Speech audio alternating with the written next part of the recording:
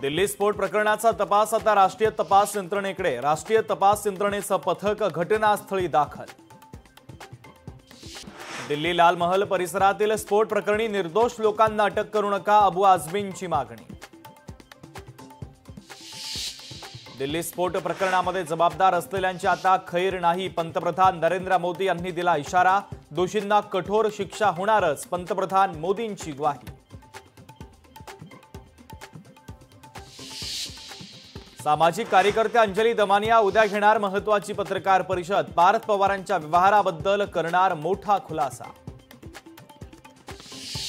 Mini विधानसभा निवडणुकीसाठी फडणवीसांच्या सूचना। भाजप पुन्हा नंबर 1 पक्ष झाला पाहिजे, मुख्यमंत्र्यांचे पदाधिकारी, नेते आणि कार्यकर्त्यांना निर्देश। कोल्हापूरमध्ये बिबट्याचा पोलिसांवर हल्ला। नागाळा पार्क येथे बिबट्याचा पोलिसांवर हल्ला, बिबट्याला पकडण्यात अखेर यश।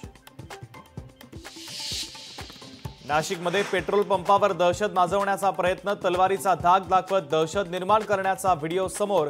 दहशत माजवणाऱ्याला पोलिसांनी दाखवल्या खाक्या।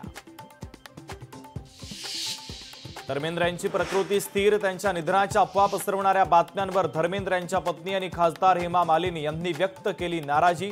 चुकीच्या बातम्यांविषयी पत्रकारांचे टोचले कान।